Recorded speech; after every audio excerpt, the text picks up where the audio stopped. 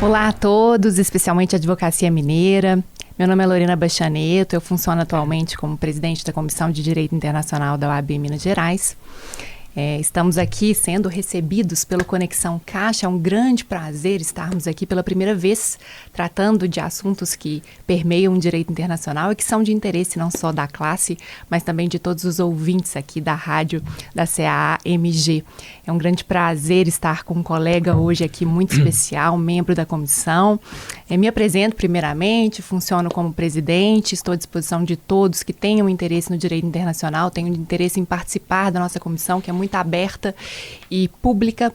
Todas as reuniões da comissão ocorrem de forma veiculada na nossa rede social do Instagram. E vocês podem se inscrever para participar das reuniões. Elas geralmente são feitas de forma remota para que tenhamos reuniões democráticas e acessível a todos. Sou professora também de Direito Processual e de Direito Internacional da Dom Helder Câmara. Sou advogada internacionalista, tenho um escritório que trabalha efetivamente com causas que envolvam outras jurisdições, que envolvem outros países, outras jurisdições, questões pessoais da vida cotidiana das pessoas, né, que estão nesse mundo globalizado. E hoje tenho um grande prazer de ser aqui uma mediadora também. Obrigada à equipe do Conexão Caixa por me dar essa função de mediar e de ter uma interlocução tão interessante com o professor Tiago, Dr. Tiago Almeida. Então, passo a palavra, professor, por favor, se apresente. É um grande prazer estar aqui nessa oportunidade de uma nova interlocução. Doutora Lorena, obrigado aqui pelas palavras, super gentis. É mais do que uma honra fazer parte da Comissão de Direito Internacional do OAB Minas e principalmente estar aqui hoje nessa conversa que a gente pode chamar de um bate-papo, né? Então, tiramos os doutores e ficamos aqui numa conversa entre nós dois. E, bom, pequenas palavras antes de começar sobre o tema, que hoje no Conexão Caixa, eu sou doutor em Direito Internacional, principalmente em Direito Internacional do Investimento, também sou professor em Direito Internacional e Direito Administrativo no Centro de Direito e Negócios, CEDIM, e também no Centro de Excelência Jean Monnet, que é vinculado à Universidade Federal de Minas Gerais e cofinanciado pela União Europeia. Também tem um lado de especialista, eu trabalho no Banco de Desenvolvimento de Minas Gerais, BDMG, com captações internacionais, com bancos multilaterais, e tenho um prazer enorme de fazer parte da Comissão de Direito Internacional, e muito bem dito, professora Lorena, que a comissão ela é super democrática porque ela tem membros que estão fora do país, que fazem parte da comissão, então por isso a necessidade de ser um encontro online sempre, e também membros no interior de Minas. Então existem comissões de direito internacional que são regionais e até locais em outros municípios que fazem parte de toda essa rede da OAB Minas Gerais. Então vamos começar aqui hoje. Vamos, Tiago. Então agora vamos ter uma conversa, né, mais direta aqui no Conexão. Bom, o direito internacional acho que para muitas pessoas, né, que não estão na área do direito internacional, ele possa parecer um pouco intangível, um pouco distante, né? Mas nós temos muitos assuntos que permeiam. Então, acredito que todo assunto que tenha interesse da advocacia permeia o direito internacional, né? A advocacia passa pelo direito internacional de forma muito forte, especialmente normativa, né? E no direito comercial. Tratando aqui da sua especialidade, professora, a gente tem muitos assuntos para conversar hoje. Acho que nós podemos, talvez, tratar da visita do Macron aqui no Brasil, né?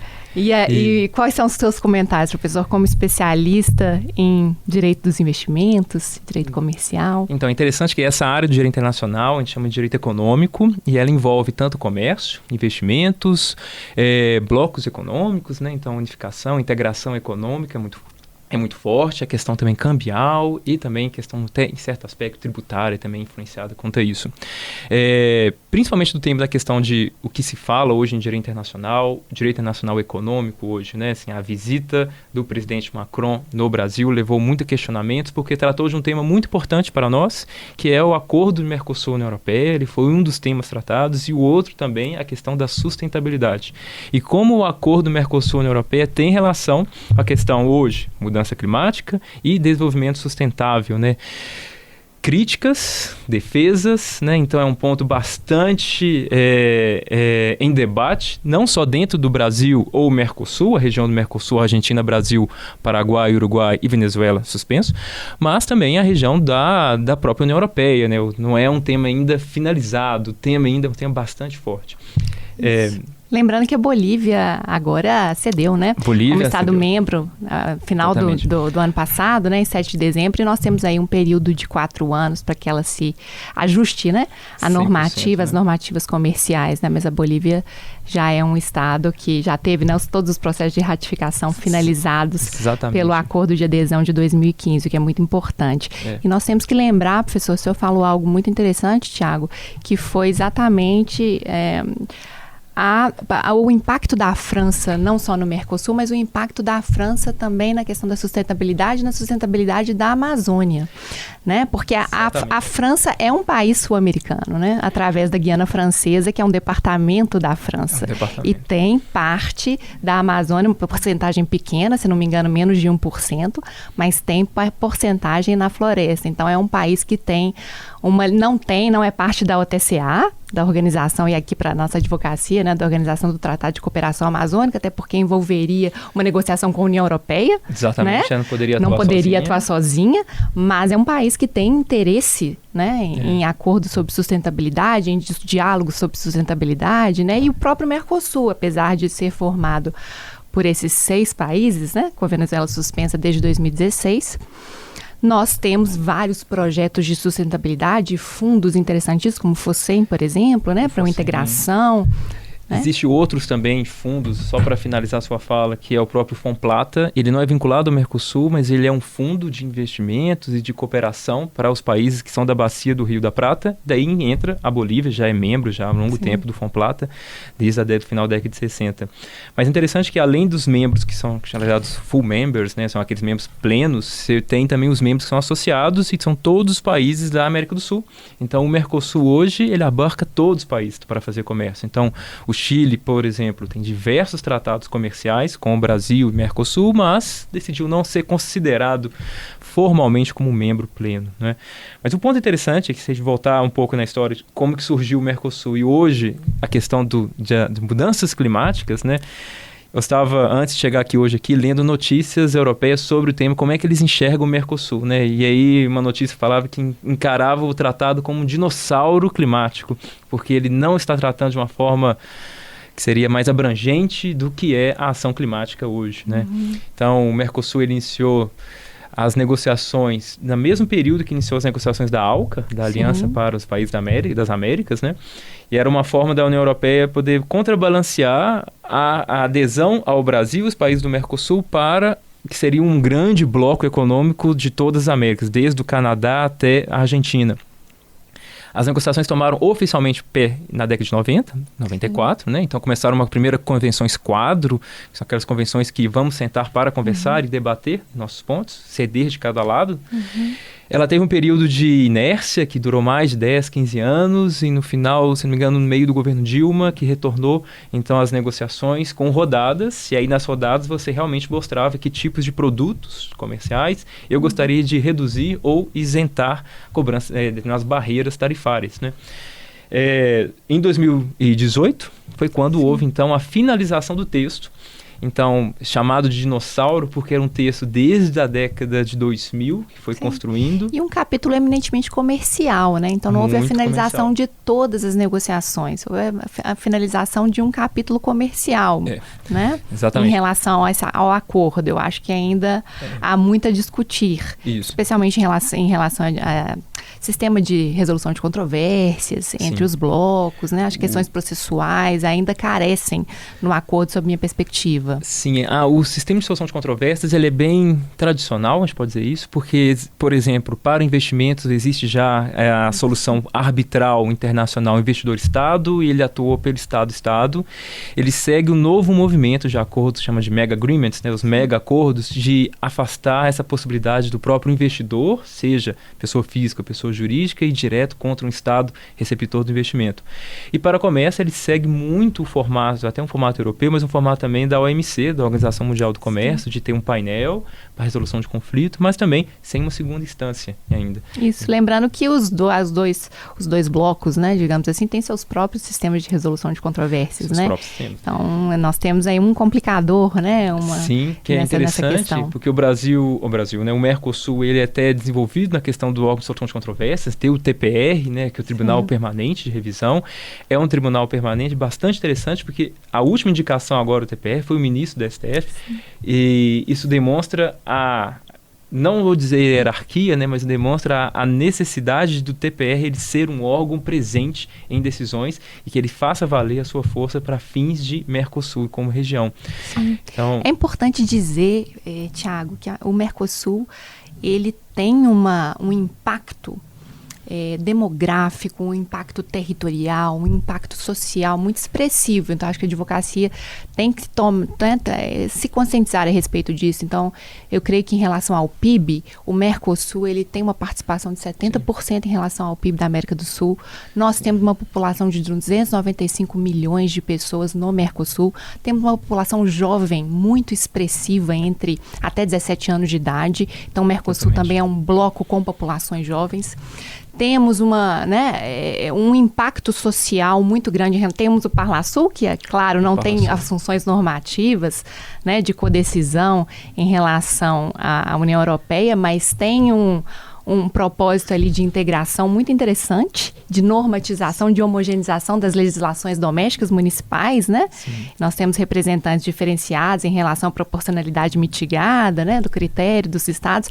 Então, eu acho um bloco muito interessante, tem um impacto muito importante e tem subcomissões técnicas e jurídicas também que permeiam todas as áreas do direito, né? É uma visão, assim, uma evolução, né, do Mercosul muito interessante, uma evolução da década de 90, extremamente, como podemos dizer, comercial, né? Então, o início dele, no Tratado de Assunção de 91 e o Protocolo de Ouro Preto de 94, deixou isso bem claro nas normativas. Então, a integração será por meio via econômica. E a partir de 2000, você tem uma alternância de incluir temas que são sociais, que são importantes para o Mercosul. E essa expansão do Mercosul dá uma conotação muito diferenciada, como bem colocado, não só demograficamente, mas também na questão sustentável. Você imaginar que o Mercosul, por ter acordos de associação com outros, né, membros, a Amazônia está dentro do Mercosul, ele tinha uma visão muito cone sul no início, né, e hoje não, hoje ele chega até o Caribe, né?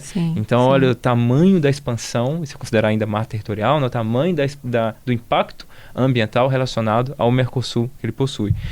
Mas o Mercosul ele tem suas críticas atuais em relação à União Europeia em virtude deste tratado, por ser considerado um tratado de mais de 20 anos de negociação, mas ele tem uma questão interessante que a questão da sustentabilidade ou de ação climática é como o Mercosul hoje enquadra no Acordo de Paris, né? Assim, apesar de ter sido assinado, não foi assinado, né, mas de ter finalizado a negociação em 2018, 3 anos depois, ele carece ou não carece de reformas, né?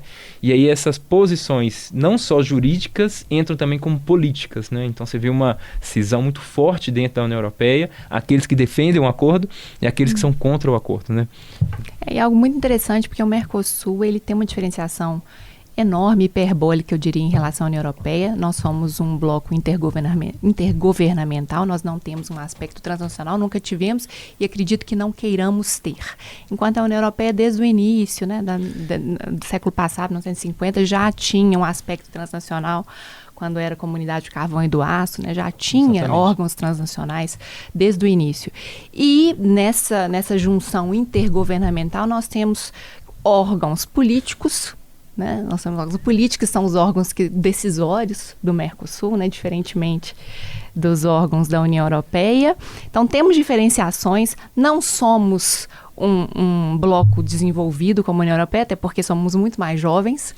Sim, né, muito mais jovens, eles vêm desenvolvendo historicamente, né, o parlamento já tem eleições diretas, se não me engano, europeu desde 1979, né, já temos um grande desenvolvimento, nós ainda não fizemos nenhuma eleição direta para o Parlasul, acho que só Paraguai e Argentina fizeram, né, o Brasil, agora tivemos uma resolução de 2019, a suspensão desse projeto de eleições diretas para o Parlasul, né, mas já estamos discutindo e temos formatações diferentes, então eu vejo que o Mercosul perpassa, é uma união aduaneira, mas está em consolidação para mercado comum, tem ali está numa fase de transição, né, consolidando-se como mercado comum, porque trata de vários assuntos, né? E muito interessante, você estava dando uma aula sobre o Mercosul e um dos alunos me perguntaram assim, tá, ótimo, Mercosul, entendi a história. Agora, qual que é a relevância do Mercosul? Né? Ele falou, você pode escolher alguns setores. Por exemplo, o setor automotivo, ele tem uma relevância extraordinária que conseguiu, principalmente Brasil e Argentina, né, que são os motores do Mercosul, de fazer complementar a produção. Né? Então, peças que são produzidas na Argentina não são produzidas no Brasil, o que necessita que haja a transição, a troca de bens entre eles. Então, isso promove mais integração do que competição interna entre seus próprios membros. E isso mostra como o Mercosul está alinhado em alguns setores. Sim. E como você bem colocou, professora, a questão de que ele é uma união aduaneira, mas é uma união aduaneira imperfeita ainda, né? Ainda tem uma certa reticência sobre alguns produtos. E a outra pergunta que todos fazem é, o Mercosul quer ser União Europeia? Né? Assim, já é a intenção dele, final? Não. E não necessita ter o mesmo modelo, né? Por muito tempo entendia-se que a União Europeia fosse o único ou o último modelo, onde que todos os outros, né? A gente tem outros modelos de blocos econômicos como o anterior NAFTA e hoje é o USMCA, Sim. que é um acordo comercial de livre comércio por si só, que ele nem é uma união aduaneira ainda. Eu acredito que ele saiu numa área de livre comércio, né? Uma zona de livre comércio, né? Então você tem diferentes geometrias de organização Sim. que necessariamente não tem que alcançar. Outras, por exemplo, que são associações, por exemplo, fala-se muito, compara-se Mercosul com BRICS, mas são órgãos completamente diferentes. E o BRICS, ele não é uma organização internacional, ele é simplesmente um agrupamento de países com determinados interesses. Sim. Então, esse é o charme do direito internacional, né? A gente poder criar diversas estruturas maleáveis ou não maleáveis, dependendo da intenção que você quer dar a essa organização ou a esse instrumento relacionado entre países, né? Então, permitir a flexibilidade é importante, mas, ao mesmo tempo, daí que vem a questão, né? Qual é a relação do direito internacional? O direito internacional é obrigação, né? Ou seja, como que isso pode afetar o dia a dia nosso?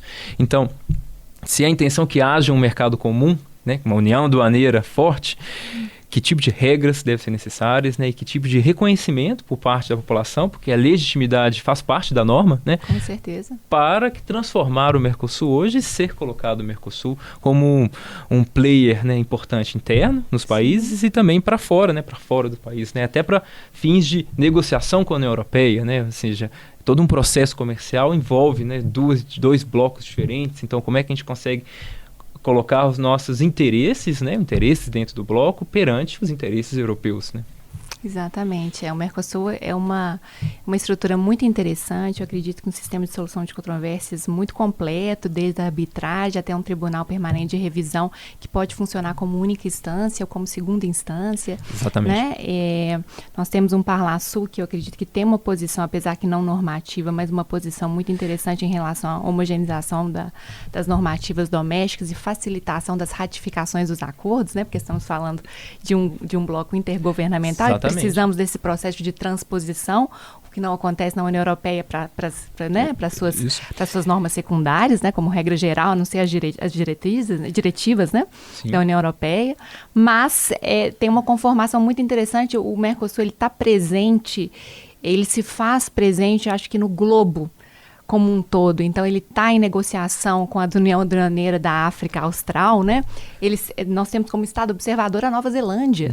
Né? Então, é um bloco que se faz presente, que tem se desenvolvido, é uma união aduaneira imperfeita, como você disse, Thiago, mas tem muitos aspectos de mercado comum também, né?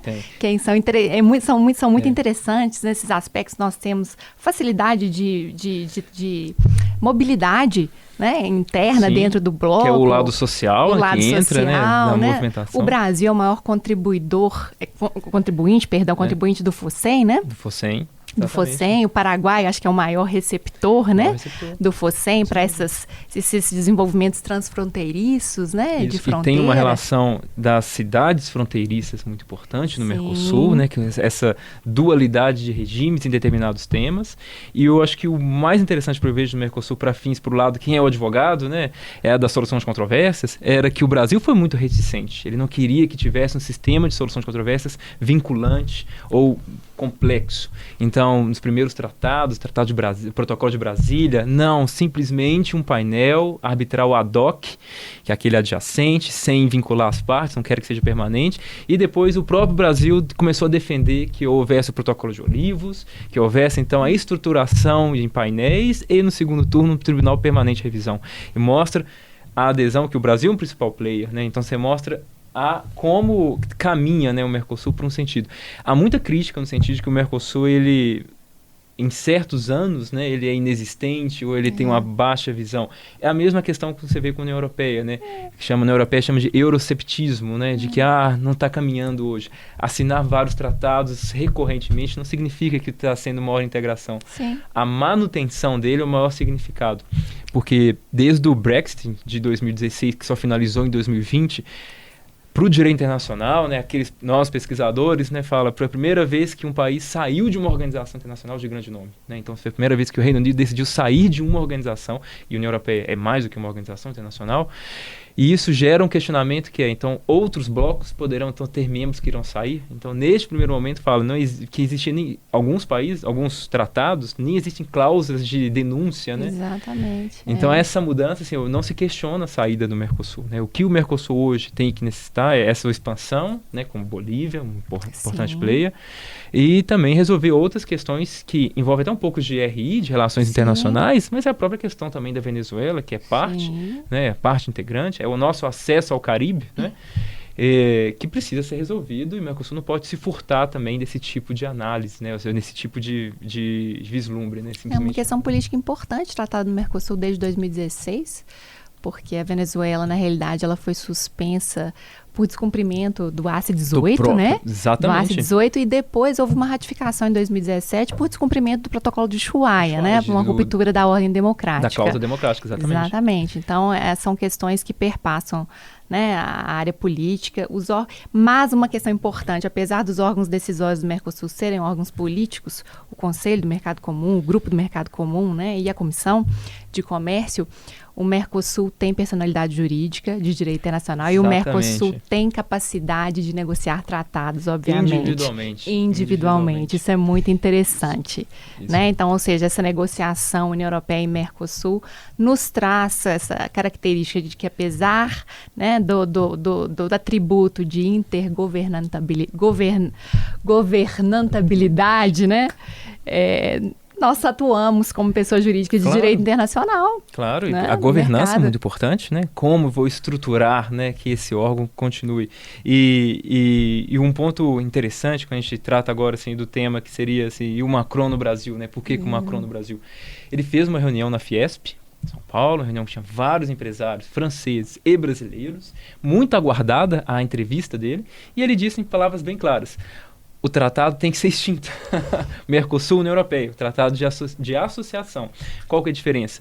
Não é um tratado simples de livre comércio, porque de associação estão envolvendo outros temas que vão para além de comércio. Então, tem propriedade intelectual, tem também questões sobre proteção de mercado comum e de normas trabalhistas, e tem também a questão sustentável, uma parte bem pequena, mas dizer que não vou dar continuidade, aí temos que entrar dentro da situação europeia. E o que a Europa hoje está acontecendo hoje nos principais órgãos europeus, tem uma Comissão Europeia que tem sede em Bruxelas, são os agricultores queimando pneus, né, na frente da Comissão Europeia. Por que eles estão fazendo isso, né?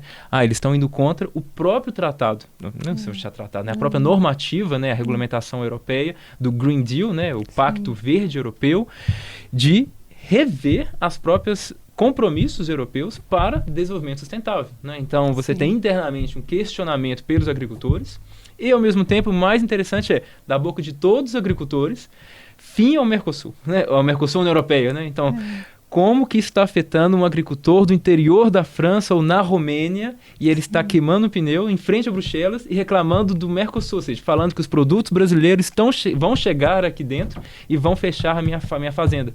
Eu não vou conseguir mais produzir aqui. E aí a gente entra em 3 pontos interessantes. Um agricultor, né? Ou seja, que ele ele está numa toda uma situação, Bulgária, Romênia, Estônia, e ele está preocupado com o Brasil, né? Então, primeiro ponto. O segundo, a questão de pesticidas, né? Eles estão, inclusive agora, a União Europeia reduziu para 50% a proibição de pesticidas, então aumentou mais 150 pesticidas, que era uma crítica ao Brasil, né? Que o Brasil tem mais pesticidas. E um terceiro ponto, inclusive a própria Ucrânia, que está em guerra contra a Rússia, né? Para todos, direito internacional, uma violação à Carta das Nações Unidas, né? Isso tem que deixar bem claro, né? Fazer comércio com a Rússia não quer dizer que a gente não condene a violação territorial dentro dos princípios da Carta das Nações Unidas, né? Que é o quê? Existiu um tratado temporário, né? Um acordo temporário entre a Ucrânia e a União Europeia de poder aceitar os cereais e produtos ucranianos porque ele não podia sair pelo mar, né? Então ia sair para a União Europeia, e aí o próprio Polônia, a República Tcheca, Eslováquia querem proibir a entrada deste acordo. Então o agricultor europeu, ele queimou o pneu com cláusulas bem claras, né? Assim, olha, eu quero contra o Mercosul, União Europeia, contra a Ucrânia e também contra o próprio Pacto Verde, né? Então 3 itens bem fortes na Europeia. E daí fala, Thiago, qual o problema nosso? Isso é na União Europeia? O que isso tem a ver com a gente, né? Qual a repercussão disso para nós, né? Então o Macron, quando ele chegou aqui, lá nessa reunião com a Fiesp, já estava assim, munido da situação dele. A situação não está muito fácil, né? Dentro da União Europeia hoje, não é? Eu acho que o cidadão europeu, ele vive muito mais essa interlocução entre o direito internacional e o direito doméstico, né? O impacto, muito mais do que nós, né? Por isso que eu acho que nós temos que nos conscientizar da importância do Mercosul e dessa interlocução entre direito doméstico, entre nossos interesses, os interesses das pessoas jurídicas, do agricultor, da cadeia produtiva, né? Exatamente. Os impactos dos acordos na vida das pessoas, na economia, nas economias domésticas, né? Acho que o cidadão europeu tem muito mais essa conscientização e leva esse pleito, até pelo formato da União Europeia, né, do que nós. De aplicação de normas diretas. De aplicação de normas diretas, exatamente. Nós não temos, infelizmente, né, Tiago, essa questão de uma hierarquia normativa da normativa mercosulista, né? Nós não temos.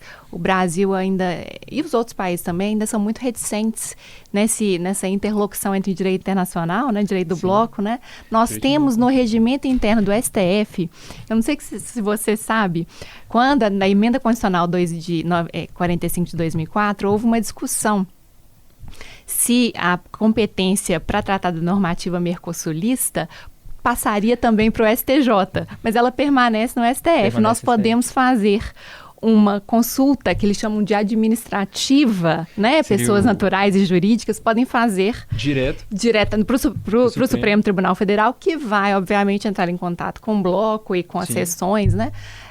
Que representam os órgãos ali, geralmente o grupo do mercado comum, né, para tratar de uma estabilização de interpretação. Mas isso não é vinculativo, não tem nenhum advisory opinion, né, uma opinião consultiva. Não é o reenvio prejudicial, né, da União Europeia. Então, nós temos uma formatação muito diferenciada e uma sensibilidade social também diferenciada em relação ao bloco, né? Acho que nós não temos tantos esses movimentos do impacto do Mercosul na vida cotidiana, apesar de serem muitos. Sim. Né? E, assim, há uma divisão muito grande agora na questão da Argentina, sobre o novo governo, se é defesa ou não, mas é impossível pensar hoje a economia sem estar vinculação com o Mercosul, né? Envolve muitos interesses econômicos, né? Do dia a dia das pessoas, então pensar o Mercosul inexistente hoje é algo prejudicial. E do mesmo lado, para a União Europeia, há uma certa cisão, que é a cisão em que a França encabeça os países que são contrários, principalmente o leste europeu, né, com a França por ser ainda seu histórico agrário, mas, por outro lado, países como a Alemanha são ferrenhos defensores, né, Portugal e Espanha também, por questões históricas, né, de proximidade. Então, não acho que a opinião do Macron seja uma opinião majoritária. Eu acho que ainda tem muito debate no Parlamento Europeu ainda sobre a questão do Mercosul, e eu entendo que seja interessante caminharmos nessa discussão, né? Eu acho que tem que deixar mais claro para nós, brasileiros, para aqui dentro do Mercosul, quais são os impactos que o Mercosul pode ter, né, junto com a União Europeia, nesse tipo de acordo. E, por fim, eu acho que é interessante a gente mencionar que o Brasil ele está muito centralizado em temas internacionais, que seja os próximos 2 eventos internacionais que o Brasil está sediando, né? Agora, em novembro, a gente vai ter o encontro do G20, as 20 maiores economias do mundo, e o Brasil vai ser a sede em Rio de Janeiro. então este ano, e no ano que vem, a COP30 em Belém. Então vai ser a primeira vez que a gente vai discutir sobre ação climática dentro do Amazonas. Então todos defendem a floresta amazônica, mas nunca pisaram lá. Então vai ser o primeiro debate muito interessante, vai ser em Belém do Pará. Se não me engano, vai ser no meio do ano, né? Em julho de 2025. Então, como a gente vai poder tratar temas comerciais e temas climáticos nos próximos 2 anos. Que vai coincidir com as eleições do Parlamento Europeu. Exato. Que é um evento importantíssimo nesse ano, né? Exatamente. Lembrando que nós fizemos 33 anos de Mercosul, dia 26 de março, né? Estamos quase aqui celebrando o aniversário do Mercosul, né? Estamos na presidência do Paraguai, né? Com o novo presidente eleito ano passado. Inclusive, o presidente do Brasil esteve presente na posse dele, que é o Penha, né? É muito importante o Brasil estar sempre presente nessa posse. Então, acho que nós temos aí vários eventos importantes, uma renovação, talvez, do Parlamento Europeu, novas discussões, uma ampliação subjetiva em relação ao Mercosul com a Bolívia, apesar de estar ainda numa fase transicional, né? De transição. E Bolívia, né? Metais, né, para a transição energética, né, lítio, cobalto, né, então vários metais muito importantes aí na nova fronteira tecnológica. Isso, e para a advocacia, queria lembrar que o Mercosul tem um aspecto social muito grande, de acordos de não bitributação, não só com os Estados-membros, né, mas com os Estados associados. Claro, o ACS também. Exatamente, então temos a ALAD, temos que lembrar que, né, para os advogados também procurarem a respeito da ALAD, que seria uma zona de preferências tarifárias, não seria nenhuma união aduaneira, mas nenhuma área de livre comércio, mas a ALAD, o Mercosul funciona dentro da maior integração latino-americana, claro, né, que é a ALAD. Desde a década de 80. Década de 80, que sucedeu uma outra organização que é da década de 60. Então tem essa preocupação aqui no Cone Sul de sempre, obviamente, integrarmos e trazermos na pauta, na agenda, essa integração sobre seus aspectos sociais, o aspecto da advocacia também no seu cliente, através da mobilidade de pessoas, mobilidade de capital, acordos, abertura de empresas, né, brasileiras em outros locais, melhoria da aviação. Nós temos o direito, né, o direito da aviação, né, o Air Law, que a gente chama. Aviação civil, aviação civil, uma melhoria evidente a partir do Mercosul, né? E uma expansão do mercado brasileiro que responde por grande parte desse PIB no Mercosul, mas uma expansão do Brasil também no Cone Sul. E colocamos aqui, professor, suas últimas palavras para finalizarmos. Professora Lorena, da mesma forma como mim, somos defensores do Mercosul, mas como especialista em direito internacional econômico, é muito interessante que as cláusulas sejam muito bem analisadas. Não é todo tipo de acordo que deve ser feito, né? Um acordo tem que ser muito sopesado para que buscar realmente o alcance do interesse, né, que seja benéfico em certo aspecto, mas como todo tratado é uma cooperação. O direito internacional ele só existe porque ambas as partes querem cooperar, né?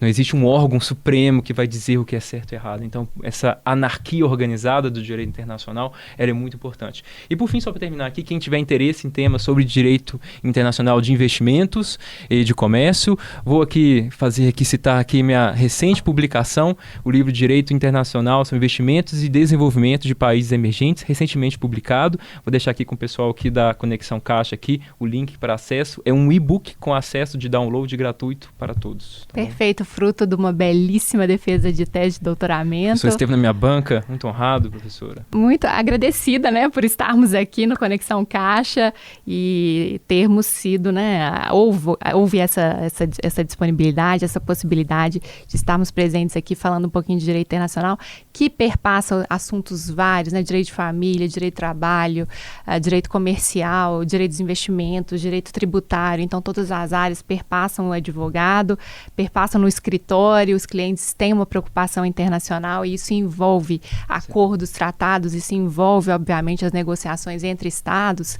Então, tudo isso é importante que a gente fale, né, professor? E aí, agradecer aqui à OAB Minas Gerais, né? Especialmente aqui a Caixa de Assistência aqui pela saber, para a gente poder falar um pouco sobre direito internacional, né? Então, sempre um prazer tratar desse tema e muito bem aqui recebido aqui por todos aqui da OAB e principalmente Lorena aqui nesse bate-papo fantástico.